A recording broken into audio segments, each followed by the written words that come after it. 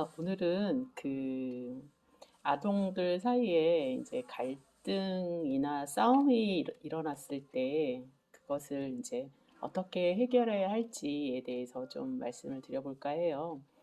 저희의 보통 훈육 방법은 가정에서도 마찬가지고 학교에서도 그렇고 또 뭐 지역 아동센터나 이런 하여튼 아동 관련 기관의 선생님들, 종사자들이나 보호자들은 보통은 이제 어, 서로 잘잘못을 가리고 사과를 유도하죠. 근데 과연 어, 강요된 사과, 강요된 사과, 그 다음에 억지스러운 수용, 이런 게 과연 좋은 방법일까에 대해서 좀 제가 아이들 지도하면서 이제 의문을 품게 됐어요. 그 지유에서 보통 뭐 남매나 형제 간에 자매 간에 싸움이 일어나면 언니는 언니니까 양보해야지. 동생은 동생이니까 언니 오빠한테 그러면 안 되지. 사과해. 또 하나는 뭐 서로 용서해. 뭐 이런 식의 훈육 방법들이 오랫동안 지속돼 왔잖아요.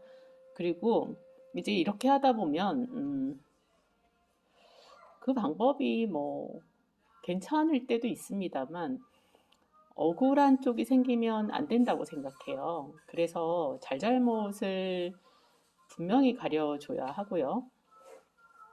뭐 언니니까, 오빠니까, 또는 동생이니까 이런 식의 어떤 사과나 수용에 대한 용서나 이런 것에 대한 강요는 좋지 않다고 봅니다.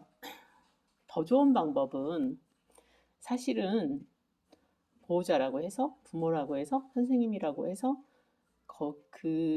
아동 간의 어떤 싸움이나 트러블에 또는 형제자매 간의 이런 거에 직접적인 개입은 하지 않고 당사자들을 앉혀놓고요. 충분히 양쪽의 얘기를 어, 듣고 나서 음, 아이들이 그걸 어떻게 받아들이는지 상대의 얘기를 듣고 어떻게 이해했는지 이런 것들을 좀 물어봐 주시고요.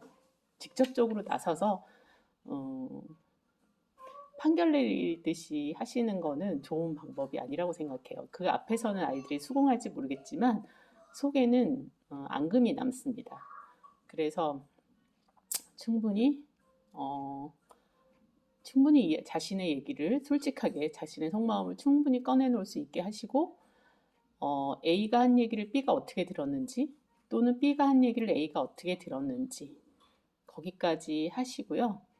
얘네들한테도 시간이 좀 필요해요. 성인도 마찬가지거든요. 내가 잘못하는 건 알겠는데 그 자리에서 바로 사과가 나오지 않는 경우가 있어요. 이거는 이제 그 아이들의 기질이나 성격 또는 그동안 살아온 배경 뭐 여러 가지에 의해서 미안한 거는 이해됐어요. 미안한 건 알겠는데 바로 사과하기 싫거나 그런 경우도 있을 수 있다는 거죠. 그래서 조금 시간을 주십니다. 주시는 게 좋을 것 같아요. 충분히 양쪽의 얘기를 들었으면 이제 그 조금 시간을 좀 주시고요. 그 자리에서 기다려 주시는 거 괜찮고 기다려 주시는 것조차도 좀 물어보셔야 돼요. 지금 어떤 마음인지. 시간이 좀 필요하니? 필요하다고 하면 그래 우리 그러면 뭐 가까울 시일 내에 조만간 다시 한번 이 부분에 대해서 이야기를 해보자 라고 하든가 아니면 그 문제를 일으킨 당사자가 충분히 이해하고 사과할 마음이 있다고 하면 사과를 하고요.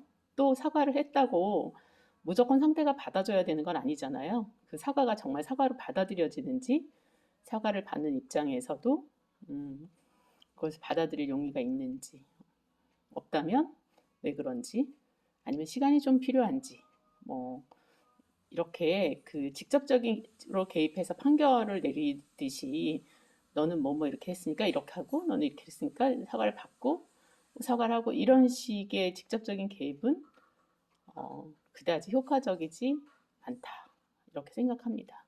그래서 우리가 살아가다 보면 아이든 어른이든 항상 우리는 문제 가운데 있게 되거든요. 그랬을 때 바로 해결이 되는 경우도 있지만 시간이 필요한 경우도 있어요. 그래서 특히 아이들 같은 경우, 어른도 마찬가지고요.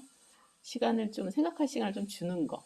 이제 솔직히 얘기하고 시간이 좀 필요하다면 시간을 좀 주고 그다음에 한 번 더 만나서 얘기를 해보고 이렇게 해서 서로 간에 앙금이 남지 않도록 충분히 사과하고 충분히 받아들여서 용서하고 이것이 정말 진정으로 가능해지도록 그렇게 이끌어 주시는 게 어, 저희 어른들의 역할일 것 같아요. 네, 오늘은 음, 아이들의 갈등이나 싸움이 일어났을 때 어떻게 해결하는 게 좋을지 말씀드렸습니다.